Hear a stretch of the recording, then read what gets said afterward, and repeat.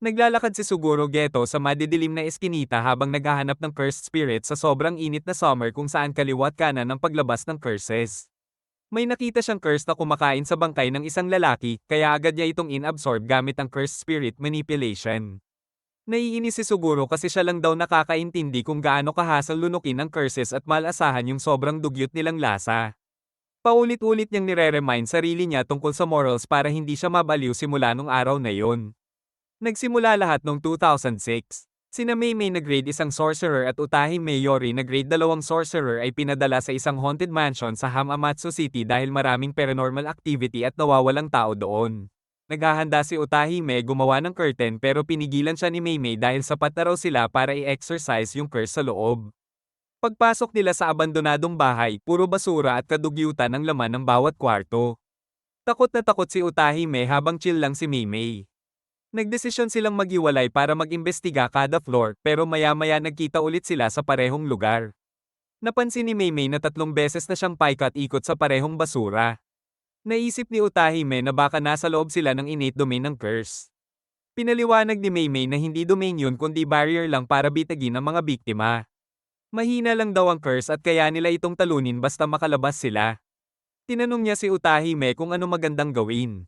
Napansin ni Utahime na hindi paikat yung hallway kundi straight line lang na paulit-ulit pinagdudugtong ng barrier. Ang plano niya, tumakbo sila ng sobrang bilis para hindi makasabay yung barrier. Binigyan siya ni Maymay ng 90/100 at sinabi na dapat magkaibang direksyon pa sila tumakbo. Sinubukan nila yung plano at mukhang gumana sa una pero biglang nagsimulang mag-collapse yung buong mansion. Tumalon si Utahime palabas at nakaligtas kahit natabunan ng debris. Pagkatapos bumagsak ang bahay, nakaahon siya at nakita niya si Satoru Gojo na dumating para tumulong. Dahil sa barrier, 2 araw na pala silang nawawala kahit pakiramdam nila sandali lang. Dumating din sina Suguro Geto at Shoko Airi bilang reinforcements. Sinigawan ni Utahime si Gojo dahil sobrang reckless nito, tapos may giant curse na biglang sumulpot para umatake. Ginamit ni Suguro ang mas malaking curse para kainin at pigilan ito. Sinabihan niya si Gojo na tigilan si Utahime pero lalo lang niya itong inasar. Si Shoko lang yung masaya makita ni Utahime at sinabi niyang sana hindi maging sabog utak tulad ng 2 lalaki. Sagot ni Shoko, hindi raw siya magiging basura tulad ni Gojo at Suguro. Napansin ni Maymay na may extra 2 days pay siya dahil sa mission kaya good mood siya. Tinanong niya sino gumawa ng barrier pero walang may alam. Pagbalik nila sa Jujutsu High, pinagalitan sila ni Masamichi Yaga. Tinanong niya sino nagsabing sila na bahala sa curtain tapos nakalimutan naman gawin. Sina Suguro at Shoko agad itinuro si Gojo habang si Gojo todo depensa mode. Binugbog siya ni Yaga bilang parusa. Pagkatapos nun, nasa gym sila nagpapahinga. Habang nilalaro ni Shoko yung shades ni Gojo, sinabi ni Gojo na hindi niya gets bakit kailangang itago ang Jujutsu sa normal na tao. Nakakapagod daw protektahan ng mahihina. Hindi sang-ayon si Suguro at sinabi niyang yun ang tungkulin ng sorcerers. Inasar siya ni Gojo dahil sa ideals niya kaya uminit ang usapan. Naglabas si Suguro ng curse at mukhang ready na makipagsuntukan. Sakto namang dumating si Yaga at pinigilan sila dahil may bagong mission. Ang mission nila bilang pinakamalakas ay i-escort ang Star Plasma Vessel kay Master Tengen at pagkatapos ay burahin siya. Nalito sina Gojo at Suguro sa part na burahin. Pinaliwanag ni Yaga na kailangan ni Tengen mag-merge sa Star Plasma Vessel para hindi siya mag-evolve bilang panganib sa humanity. Kumalat na raw ang location ng vessel at may 2 grupo na humahabol sa kanya, ang Q at ang Time Vessel Association. 2 araw na lang bago ang merger kaya kailangan nilang protektahan ang babae at ihatid siya ng ligtas sa Jujutsu High. Pag-alis nila sa school, tinanong ni Gojo bakit habol ng Time Vessel Association yung vessel. Sabi ni Suguro, grupo raw yun ng mga normal na tao na tingin kay Tengen ay parang Diyos. Kaya ayaw nila sa merger. Pagdating nila sa hotel ng vessel, pumasok si Suguro habang si Gojo naiwan sa labas. Magkausap sila sa phone habang todo yabang si Gojo tungkol sa lakas niya at bakit siya napili sa mission. Pinagsabihan siya ni Suguro dahil sobrang yabang niya. Pinindot ni Suguro ang doorbell at may batang babae na sumagot na papunta na raw siya, pero boom, biglang sumabog ang buong kwarto. Gumamit si Suguro ng curse bilang shield at nakita niyang nahulog palabas ng building yung babae. Agad siyang nagsummon ng lumilipad na curse para saluhin ito bago mahulog. Dumating si Koken mula sa grupong Kyudala yung attendant ng vessel at akala niya patay na target nila pero nakita niyang buhay pa at iniinis lang siya ni Suguro. Samantala, isa pang crew member na si Bayer ay naghagis ng mga kutsilyo kay Gojo habang nasa phone pa ito. Huminto lang ang mga kutsilyo sa Infinity ni Gojo. Kilala pala ni Bayer si Gojo dahil sikat ito. Hinamon niya si Gojo pero sinabi ni Gojo na hindi niya ito papatayin basta lumuhad at magmakaawa. Sa isang skyscraper, may dalawang lalaking nanonood sa buong assassination attempt. Inalok ni Shiyu kung ang lalaking tinawag niyang Zenen ng kontrata para patayin ang Star Plasma Vessel. Sabi nung lalaki, Fushiguro na raw siya ngayon at tinanggap niya ang trabaho. Habang chill lang si Suguro na gumagawa ng tsaa, isa sa mga curse niya hawak si Koken.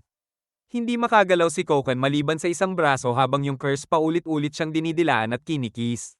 Sina Rico at Misato naman tulog lang sa sofa at safe. Umupo si Suguro sa harap ni Koken at kunwari hindi niya naririnig yung reklamo nito. Bad trip si Koken at nagyabang na si Bayer, ang pinakamalakas sa queue, dudurugin si Suguro. Pero biglang nakatanggap si Suguro ng picture galing kay Satoru na talo na agad si Bayer. Pinakita niya ito kay Koken. Pagkatapos matalo si Bayer, tuluyan nang nagkalas ang Q group. Samantala, si Shiyu kung na middleman ng Time Vessel Association ay pinuntahan si Toji, na busy tumataya sa karera kahit laging talo. Tinanong niya bakit hindi pa inaatake ni Toji yung Star Plasma Vessel. Sabi ni Toji hindi siya basta susugod kay Gojo ng harapan. Ginagamit daw niya yung advance payment para pagurin si Gojo pero hindi niya sinabi paano. Natalo ulit si Toji sa pastahan kaya sinabi ni Shiyu na hindi talaga siya pang casino build.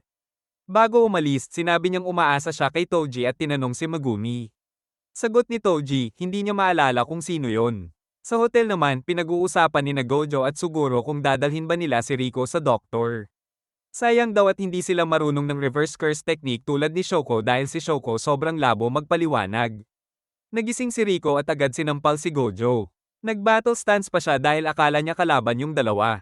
Dumating si Misato at inexplain na kakampi nila ang mga boys. Nagulat si Gojo kasi iba si Rico sa inaasahan niya kahit siya yung magiging vessel ni Tengen. Proud na proud si Rico sa role niya at todo roleplay mode na siya raw si Tengen at si Tengen ay siya. Deadma lang sina Gojo at Suguro at lalo pa siyang inaasar kaya bad trip si Rico. Nang mabanggit na wala siyang friends, naalala niyang may pasok siya sa school. Gusto niyang pumasok kaya pumunta silang lahat sa Renchoku Girls Junior High.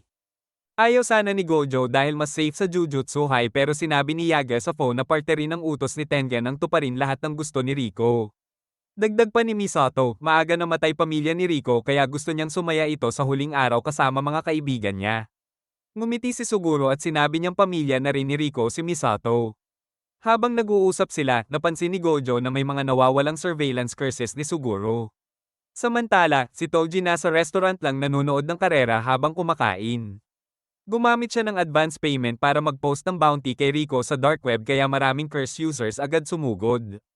Umalis si Suguro para harapin yung mga curse users habang sina Gojo at Misato hinanap si Rico para ilikas siya. Tinawagan ni Shiyu si Toji at sinabing hindi pa nakakarating sa Jujutsu High yung babae. Pinapaalala rin niya na mawawala bayad ni Toji kapag ibang tao ang nakapatay kay Rico. Pero chill lang si Toji.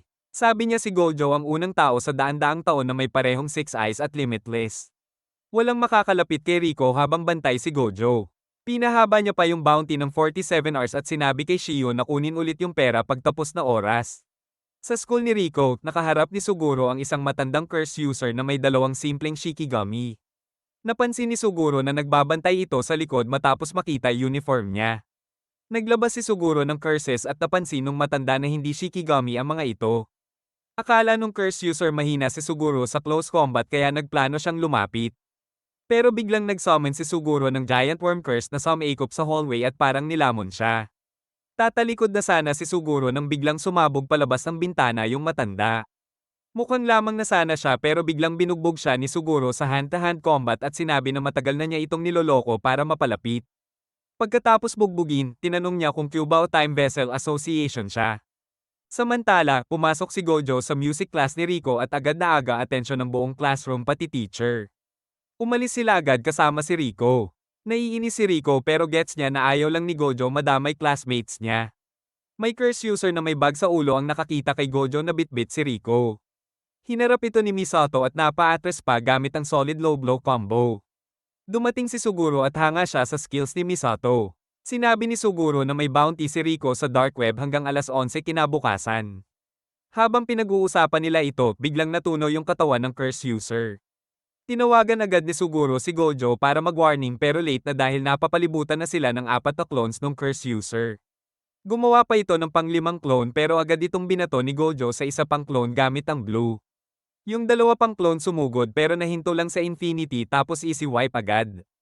Inexplain ni Gojo na kayang gumawa ng 5 clones ng kalaban at pwedeng palitan alin ang totoong katawan anumang oras. Nagulat yung curse user kung paano nalaman ni Gojo. Sagot ni Gojo, maganda raw mata niya. Nag-flex pa si Gojo ng explanation tungkol sa blue at technique niya. Tumakbo yung curse user pero hinayla ni Gojo gamit blue para magsama sila sa isang spot. Susubukan sana niya gamitin ng red pero fail dahil hindi pa niya master ang reverse curse technique. Sabi ni Gojo sablay yung move niya tapos simpleng suntok lang ginawa niya para tapusin yung curse user. Buong oras na yun lutang lang si Rico katabi ni Gojo dahil pinapalutang siya ng technique nito. Biglang may message sa cellphone niya at nagulat siya nang makita na kinidnap si Misato. Kinidnap si Misato Kuroe ng mga normal na tao habang umalis si Suguro para tulungan si Satoru protektahan si Rico. Nagkita ulit sina Suguro at Satoru para pag-usapan ng sitwasyon at plano nila.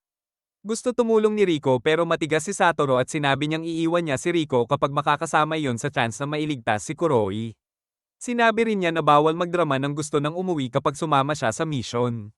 Madali lang nilang nailigtas si Kuroe at pagkatapos ay nag-chill silang 4 sa beach sa Okinawa.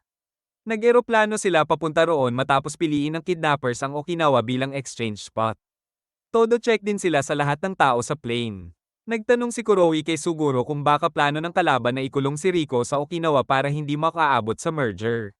Sagot ni Suguro, ready na sila roon at may backup nang nagbabantay sa Naha Airport. Ang backup pala ay sina Kento, Nanomi at Yuhaibara na first years pa lang. Si Nanomi, halatang hindi sold sa mission at tingin niya hindi ito trabaho para sa mga baguhan. Pero si Haibara todo positive vibes at gusto lang ma-proud ang mga senpai nila. Habang sina Nanomi bantay mode, sina Satoru at Suguro naman nasa beach pa rin kasama si Rico. Nagdesisyon si Satoru na kinabukasan na lang sila bumalik sa Jujutsu High. Nag-aalala si Suguro kasi simula umpisa ng mission hindi pa natutulog si Satoru at hindi rin niya binababa ang infinity niya. Pero kampante si Satoru dahil nandyan naman si Suguro para magbantay rin sa kanya. Nag-enjoy sila sa Okinawa kasama si Rico. Namasyal sila, kumain sa fancy restaurant at pumunta sa aquarium kung saan parang batang first time makakita ng isda si Rico. Kinabukasan, bumalik sila sa Jujutsu High at natapos na rin ang oras ng bounty kay Rico. Pinuri ni Suguro si Satoru dahil sa pagod at sa wakas binabanan ni Satoru ang infinity niya. Nagreklamo pa siya na ayaw na niyang maging babysitter ulit. Biglang may espada na tumusok diretso sa dibdib niya. Si Toji Fushiguro pala ang umatake mula sa likod. Gulat na gulat silang lahat. Hindi maintindihan ni Suguro paano nakapasok si Toji sa barrier. Tinanong ni Satoru kung nagkita na ba sila dati pero sabi ni Toji hindi rin siya mahilig magtanda ng mukha. Noong bata pa si Gojo, pinuntahan siya ni Toji para makita ang Six Eyes. Unang beses daw yun na may nakapansin sa presensya niya mula sa likod. Kaya alam ni Toji na kailangan muna niyang pagurin si Satoru bago umatake. Ginamit ni Satoru ang blue para itapon si Toji sa ere habang si Suguro nag-summon ng giant worm curse para lamunin siya. Chinek ni Suguro sugat ni Satoru pero sabi nito hindi tinamaan vital organs niya dahil gumamit siya ng cursed energy pang defense. Sinabi rin niyang kaya niya si Toji kaya ituloy na lang ni Suguro ang escort mission. Pero biglang hiniwan ni Toji palabas ang sarili niya mula sa curse ni Suguro gamit ibang espada. May curse spirit din pala siyang nakapulupot sa katawan.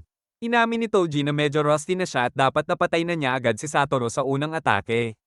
Ipinaliwanag ni Toji na siya mismo ang gumawa ng bounty at timer para mapilitan si Satoru ibaba ang infinity kapag tapos na mission. Tinry ni Satoru gamitin ulit ang blue pero sobrang bilis ni Toji. Nagpalit pa ito ng weapon gamit ang curse spirit niya at kumuha ng maliit na dagger. Napansin ni Satoru na walang cursed energy si Toji at may heavenly restriction siya na nagbibigay sobrang lakas ng katawan. Parang speed hacker si Toji sa sobrang bilis. Pero nahuli pa rin siya ni Satoru gamit ang blue at pinasabog sa mga building. Nagyabang pa si Satoru na hindi niya hahayaang makalapit si Toji. Biglang nawala si Toji. Hindi siya matrack ni Satoru dahil wala itong cursed energy at sobrang bilis pa gumalaw. Kaya ginamit ni Satoru ang maximum output blue para alisin lahat ng pwedeng pagtaguan. Pero naglabas si Toji ng swarm ng flyheads na parang smokescreen para guluhin senses ni Satoru. Nahinto man sila ng infinity, nagkaroon pa rin ng blind spots.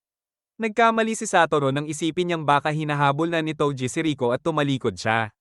Sinamantala yun ni Toji at sinaksak siya sa leeg gamit ang special grade curse tool na Inverted Spear of Heaven.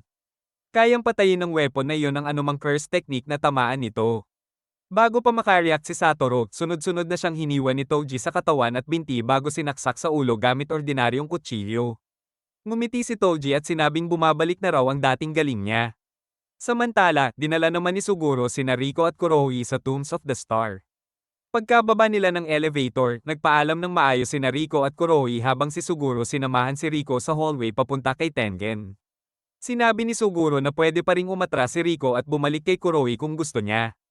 Nagulat si Rico rito. Ipinaliwanag ni Suguro na sinabi lang ni Masamichi na parang pagbubura ang merger para maintindihan nila gaano kabigat yon. Napagdesisyonan daw ni Suguro at Satoru na susuportahan nila kahit anong piliin ni Rico kahit kalabanin pa nila si Tengen. Napaiyak si Rico. Inamin niyang tinanggap niyang special shot destiny niyang mag-merge kay Tengen. Pero gusto pa rin niyang mabuhay kasama ang lahat. Iniabot ni Suguro ang kamay niya para iuwi si Rico. Biglang may pumutok na bala sa ulo ni Rico at bumulagta siya agad sa harap ni Suguro. Lumabas si Toji at sinabing umuwi na lang si Suguro dahil fail na ang escort mission. Gulat at galit si Suguro habang tinatanong paano nakapasok si Toji sa Tombs of the Star. Ngiting-ngiti si Toji habang sinasabing napatay na niya si Satoru Gojo. Sa sobrang galit, agad nag-summon si Suguro ng dalawang malalakas na curse, Rainbow Dragon at Kuchisaki Onna.